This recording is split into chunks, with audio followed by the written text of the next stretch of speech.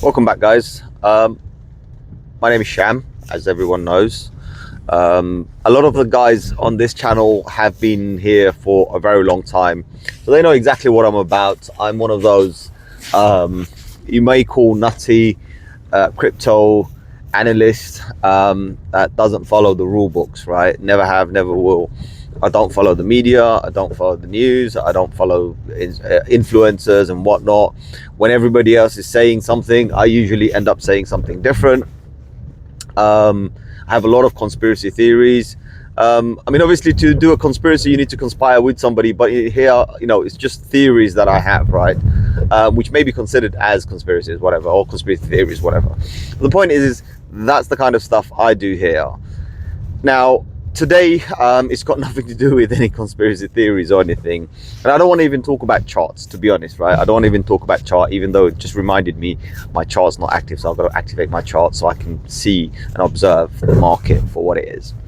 But this video today is regarding something one of our members said on Discord. And I feel everyone is pretty much in the same boat. So I felt what he said. I'm not having to go anything, and obviously he started off with don't feel bad, but I'm not. I do have a little bit of issue where sometimes I do get annoyed, and I want to make sure everybody understands this. I do get annoyed when you start looking at other YouTubers and other influencers and start following the narrative without thinking what the implications are for that narrative, right? That's all it is. So my biggest annoyance is that we love influencers. By the way, guys, we love influencers, right?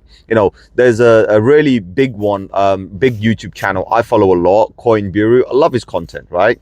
MKBHD, everyone knows him, bro. I follow his content. Mr. Beast, come on, I follow his content, right? Even though his content is on a different level. But the point is these are people I do follow, right? I do watch their stuff and I enjoy it, right? And then we've got crypto influencers, for example, Coin Bureau, very good guy. I do watch his stuff a lot. But then there are others who I completely ignore, I dismiss, right? Because they're too self-motivated, right? I haven't seen Coin Bureau come up and say, oh, I'm buying this because it's going to do this. I'm going to do this. I'm going to do that. He's never, ever done that. I've never seen him do this, right?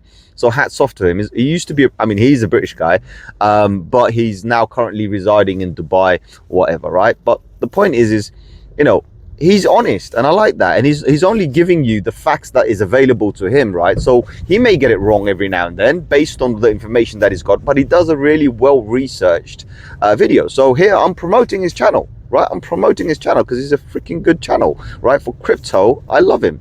So that's that. Leave that aside. So what it is, that's what gets me annoyed, because a lot of the time these guys are sponsored, or these guys have a partnership with these products, and they start to show them, and then people get wrecked, right? So that's what it is. So my biggest annoyance is not the fact that they're doing what they're doing, it's the fact that the viewers or the retail investors are not understanding the implications, and I feel bad and angry that you're going to lose money.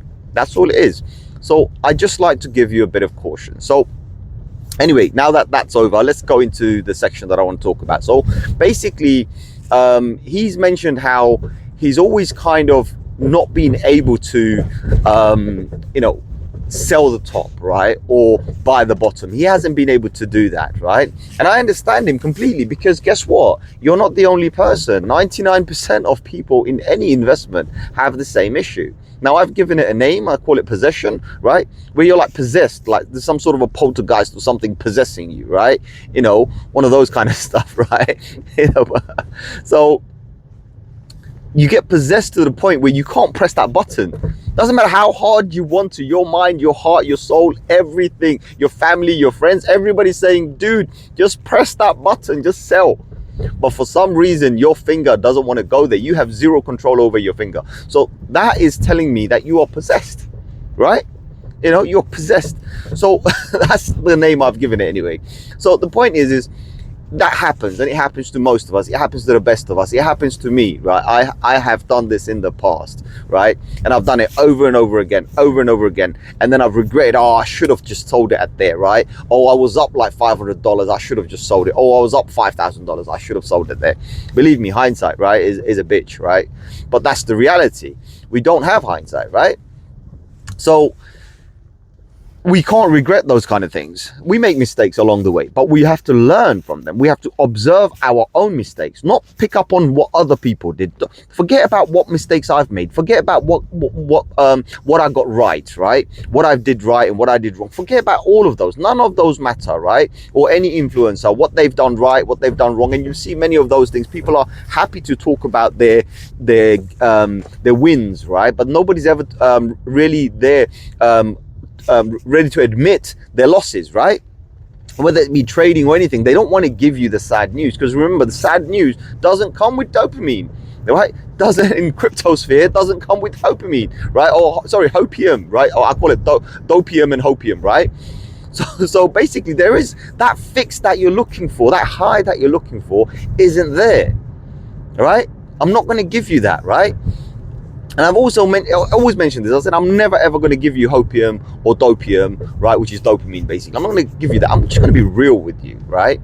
So yes, I feel for him that he hasn't been able to sell the tops because he couldn't press the button. And when it comes to the bloody days, right, he hasn't been able to press the button to buy, right? And if you did that, right, so it's not all about, like, a lot of the time people talk about, oh, DCAing. That's the easy game, right? When you're in crypto or any kind of investment, you have one goal, right? I've talked about this many times, so take note what I'm saying right now. When you invest into something, there is only one goal. You want to make money. That's it. That's the only goal you have, right? Any other things you're going to do with the money that you make is a different story. So people may say, oh, I have a goal. I want to buy a house. All right. I want to buy a car. All right, fine, go and buy a car, go and buy a house. Oh, but I'm investing to do that. No, you're investing to make money in that particular asset.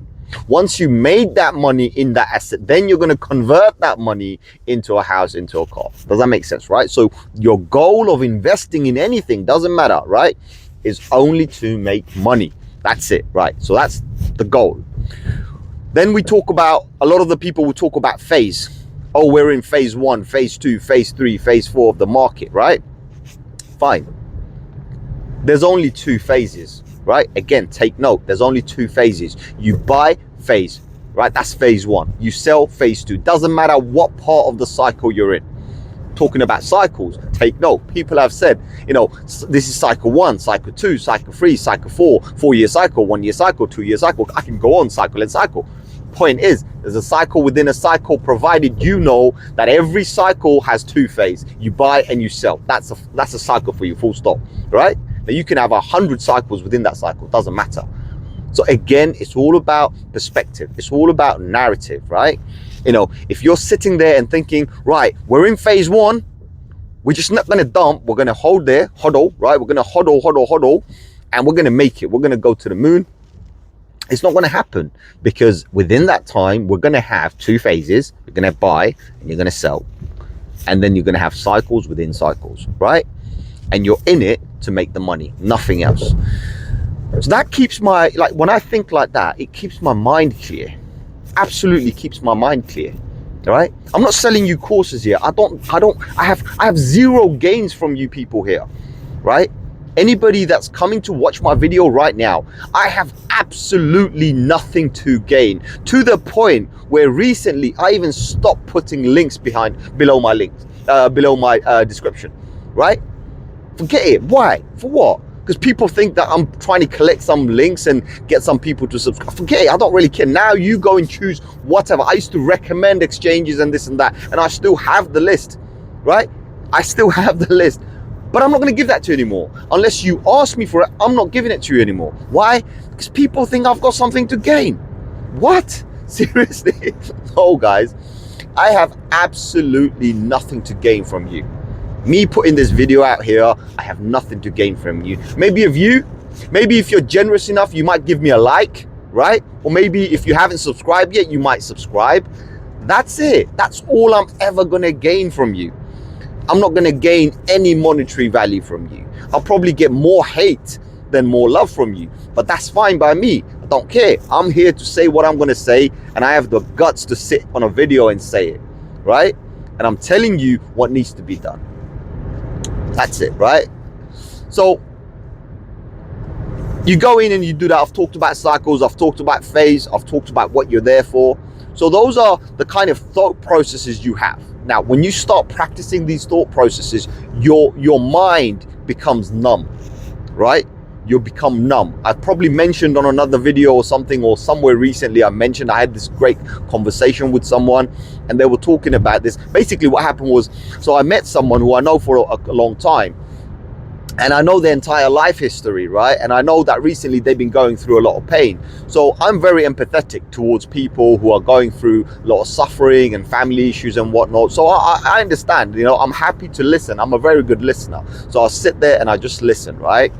And it turned out that the person, their mother passed away from their, you know, end of life cycle and this and that. The mother passed away, but I didn't have any emotion. I didn't know how to react to it. So conversation started because other people who observed, they're like, dude, someone just said their mother passed away, and you're like, oh, I'm sorry for your loss, and you didn't have any emotion in your face. I said, I don't have any emotion. I don't have, my mind is wired in a complete different way, where I've programmed myself in such a way that I actually don't have emotion, because that for me is a red day, right? So it's like trading in crypto. I know it sounds wrong, right? You probably think this guy's got some psychological issues. I don't. What I'm saying is I've programmed myself in such a way that unless it's something horrific, I won't react.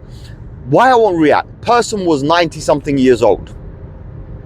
I mean, they're probably suffering right now, and they were suffering, right? A lot, right? For the past couple of years, they've been suffering, right? I mean, put it this way, I wouldn't want that on anyone, and I don't want to even live to that long, right? To that point where I'm literally, you know, bed bound. Right? I need somebody else to come and clean me every single day, every time I take a wee, every time that's not a life I want. So one of the reasons that emotion wasn't there is because my mind is programmed to instantly think that's a good thing for that person.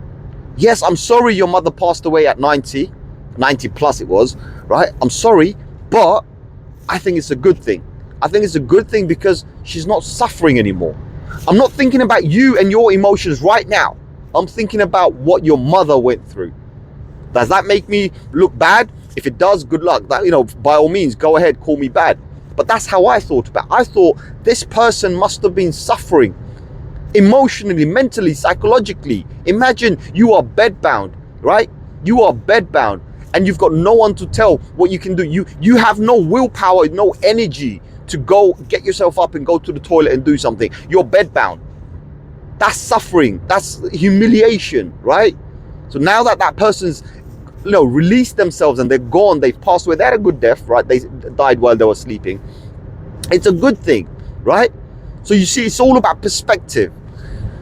So that's what it is. Now that happened to me because last, you know, good few years, right? I'm talking about 2015 to now, right? You know, 7-8 years.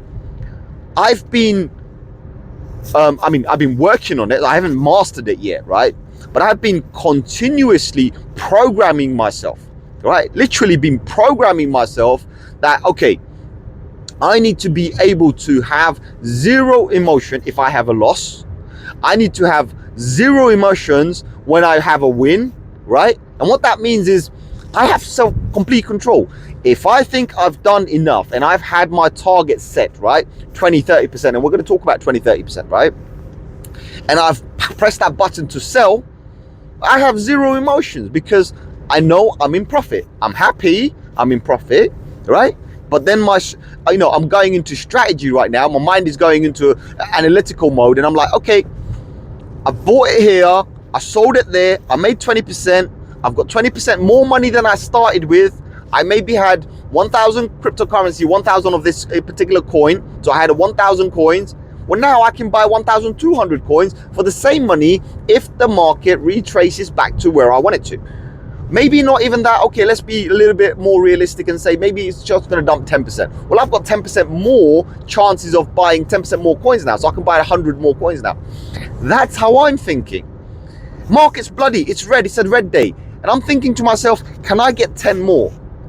But at the same time, I'm also observing where we are, right? So remember I said cycle within a cycle. I need to understand what cycle are we on. And a cycle could be a single candle on a daily, right? A candle up, green, is a cycle. A candle down is another cycle. So I've just worked that out. I'm like, okay, we're overbought, right? Or we're oversold, one or the other.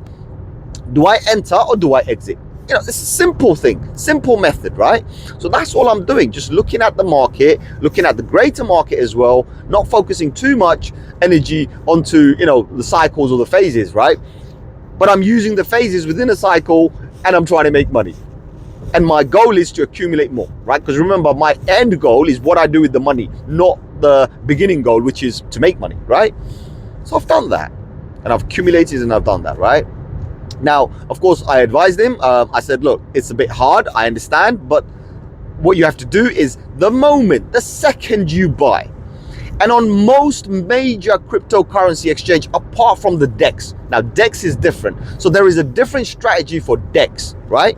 And I'm going to tell you this here as well. So if you're buying on a centralized exchange, right, what you want to do, right, on a centralized exchange, what you want to do, as soon as you buy, you see an alert button.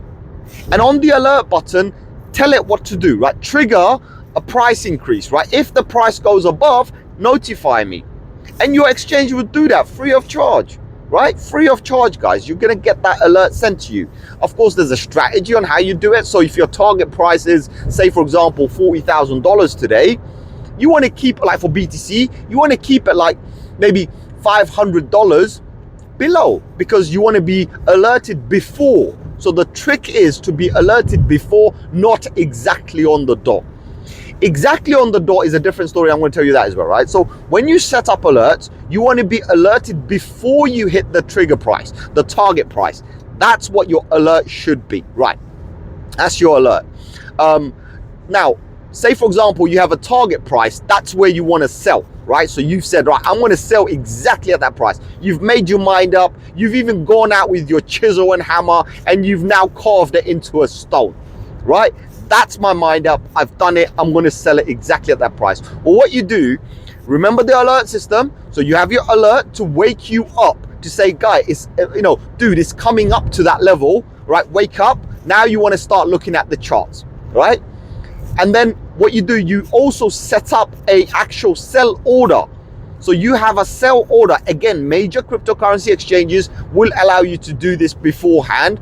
And even some decentralized, majority of the decentralized exchanges now have an order book as well. So you can go and place an order way in advance for that target price and sit back and relax. So now what happens is you get your alert, alerting you to say, oh, the price is coming near to your target. And then you have your trade execute at that exact level. So you've exited.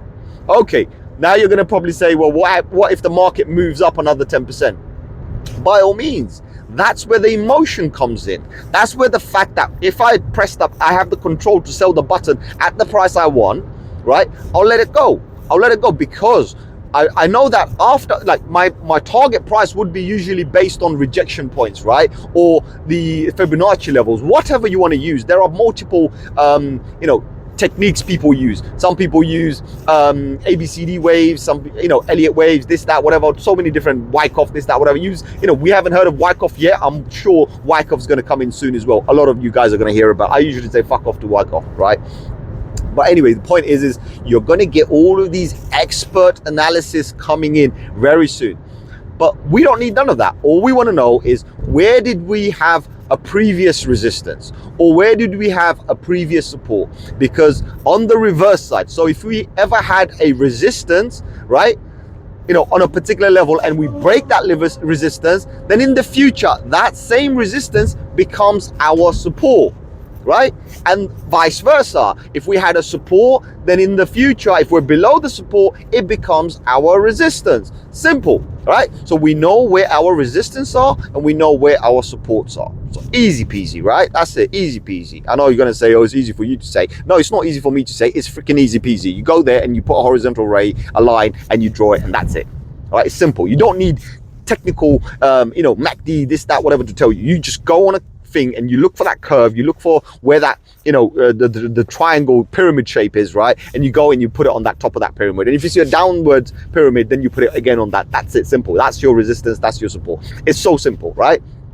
In fact, today I posted a little image on Discord. I posted an image on Discord and I said, this is where, and I drew a box and there's two different prices. So the top of the box and the bottom of the box, or not a box like a rectangle, but I drew this zone, right? And I said, that is where we're going to be facing resistance. Now, nobody's going to talk about that number. These are specific numbers that absolutely nobody's going to talk about it. Why? Because when it finally arrives, when this number arrives, that's when they're going to start talking about it. Not before, right? Not before.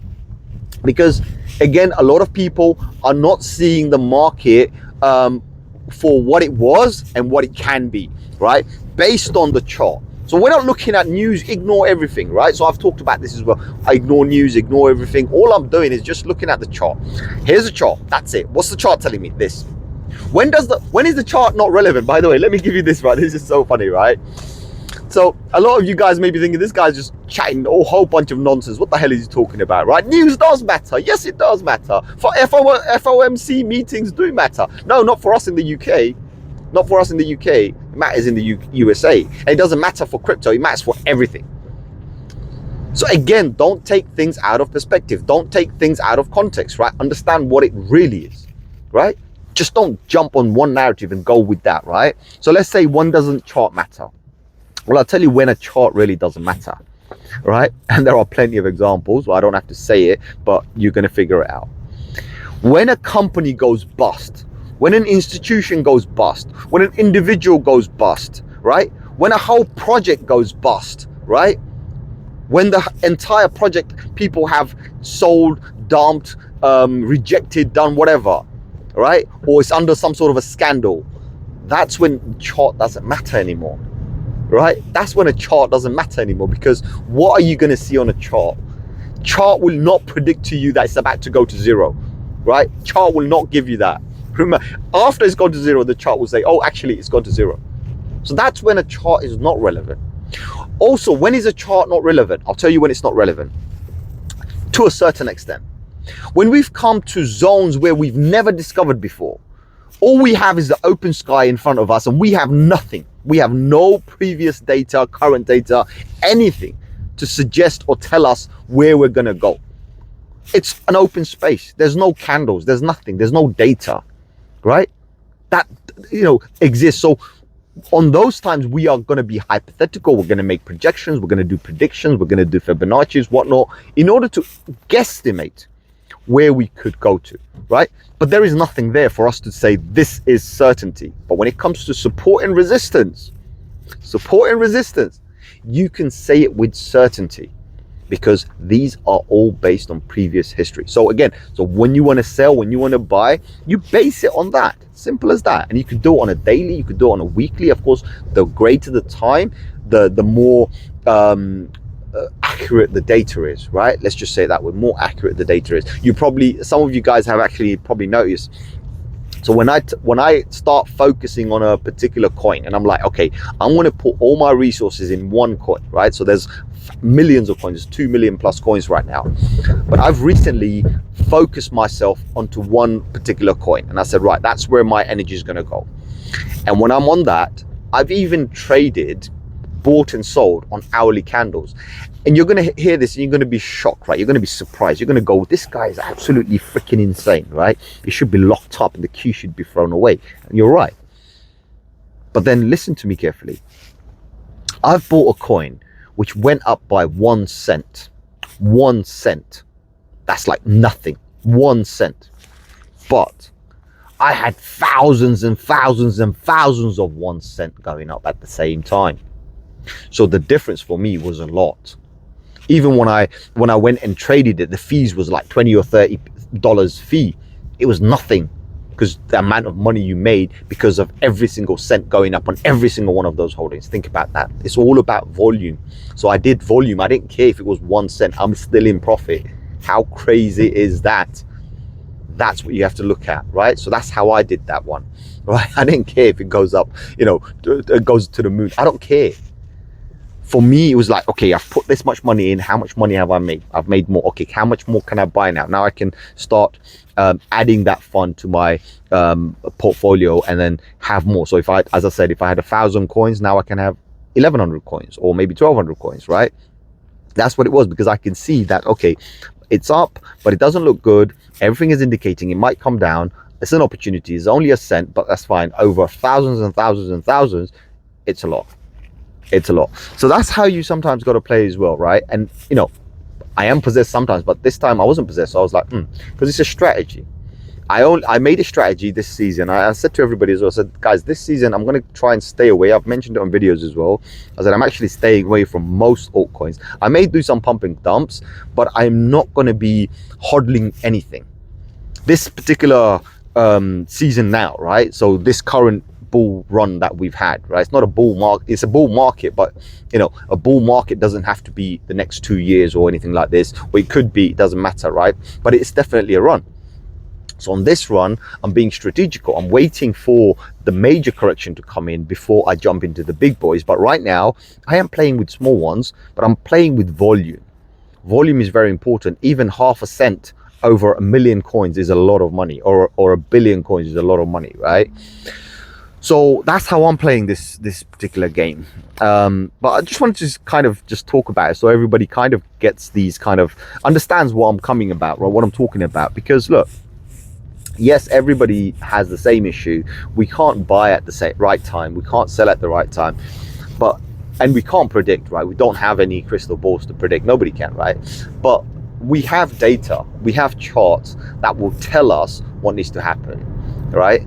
And if we are forward thinking, right? So we can see into the future. Like we're happy to see forward, but not too far. Like, okay, we don't want to go beyond our limits, right? You know, a lot of people were like, oh, I'm going to buy this and I'm going to put $1 million in there and then I'm going to go to the moon. The moon's quite far. You know, first you're going to need some sort of transportation and XYZ. Do you know what I mean? Right? Let's be logical. You're not going to the moon, right? So let's do it in steps and stages. So earlier on, I mentioned about the 20%, 30%. I know a lot of guys, they want to see 100% up, 200% up. Absolutely. There are coins that I will personally buy and hodl. Like I mentioned Solana. I bought and I hodled Solana, and look where Solana is now. It's about 6 or 7x up, right? 6 or 7x up. That's 600% up. I didn't have to do 20%. I did 600%. So there are coins that I will buy and sit on it. That's my hodl bag. But it's not even, it's my seasonal hodl bag, right? It means I bought it, but when I think it's enough, when I think the market's heated up, I'm going to dump it. I'm going to dump it. I'm going to try and buy a few more and then carry on again, right? That's what I'm going to do, right? That's that dot bag, right? Dot, still there. The bag is still there, right? The only bag I sold was BNB, right? But I might jump back in again. I've done all right. The BNB I sold to buy other coins. They done significantly well.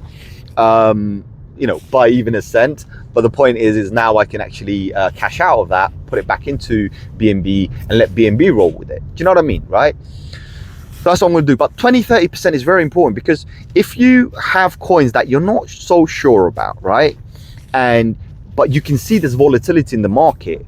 The most volatile coins, the ones that are showing you that they're doing 10% up and down, they're very lucrative, that you go in and out. You don't fall in love with it. And if you do want to hold something, hold it from your profit funds, right? Any profits you made. Like, for example, if you made 20%, then play around with that 20%, but take your initial out, because the volatility is beneficial and it's detrimental at the same time, right?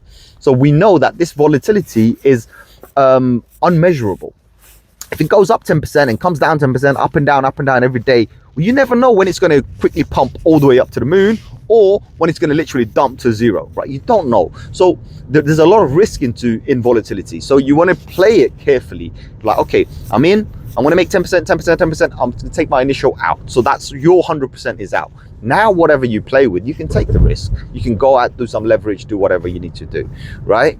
Actually, I promised I was gonna make a long video, but this is a long video for 29 minutes. Sorry, I'm just trying to explain. That's one of the reasons, right? But actually, no, I'm not going to say anything else. I'm going to leave it here, kind of cut it short, because I can go on for another hour. But guys, I don't want to do that, right? So maybe I'll do a long one at some stage, but right now, no, leave it. All right. But other than that, guys, listen, if you have watched it to the end here, appreciate that. Thank you very much for watching, and like, share, subscribe, obviously, and let me catch you on another one very soon. Yeah, I need to go and find a bathroom because I need a pee. I'm bursting. No, I'm joking. No, it's other than that, guys, listen, like, share, subscribe, and I'll catch you on another one very soon. Okay, I know some of the stuff that I say, or some of the times that's how I am, may sound like as if, okay, this guy, you know, he's about to explode or something like this. None of that business, right, guys? As I said, I'm only thinking about you. I'm only doing this for you. I have nothing to gain from you. Nobody's going to come on YouTube and give me anything. Nobody's going to go and say, right, okay, we're going to give this guy $500 for giving this information. No, I don't ask for it. I don't want you to. And if you do want to, then I'll set up a pot, no problem. But you got to let me know, right? But the point is I'm not doing any of those things. And even if you do give me some money, whatever, you want to give me, tip me or whatever, if I put it in a pot, believe this or not, I don't need that money. I'll probably use it for something good. If I do a donation pot, then it's going on a donation. If I don't, and I don't do donations anyway, but whenever I do it. I do like to give donations directly to people. I don't do companies, right? You know, this research, that, or none of that nonsense, because they're just scams. But if I have a pot, then I'll put that pot, and I'll probably do an investment pot or something and help people out with that, or maybe invest it into, or use it for a project or something like this. That's how I treat any funds that come to me. All right. Previously, a lot of my videos were monetized, and I had a few guys who were actually members on the channel, and I closed all of those down. They were these guys were members. Every month they used to pay membership fee. Believe it or not, I used to give that to someone. He was in Bangladesh, right? Who was starting up something. So I used to give all of that money to him. I was like, right, okay, if that helps you out. Today he's doing very well. He's got his own business. He's doing quite well for someone in Bangladesh. He's got a good lifestyle, thank God, right? And now he's helping other people move on. So it's one of those kind of things, like every little helps, right? Even though, you know, I was getting 3, 4, 5 members or whatever I had, right? That membership funds that I received after YouTube's cut, even that, I sent it away. You know, and this is not a proposal for money or anything. I don't really care. But the point is look, we have something, you know, we have a good community here. I want to keep it that way. We do communicate very well, in my opinion. So let's keep it that way, and of course keep it open. Remember one thing, guys, I don't get offended if you say something to me. If you turn around and say, Sham, you said this wrong, I don't get offended. You said this right, I don't get offended. You want to curse me, by all means, I don't get offended. All right? What I do get offended by is when you are being irresponsible, because all I want to do is help you. And if you're going to be irresponsible, I'm going to be furious. I'm going to be like a volcano ready to erupt, right? I'm going to come down on you big time. So remember this. But other than that, guys, let me catch you on another one very soon. Like, share, subscribe, and I'll see you soon. Adios, my amigos.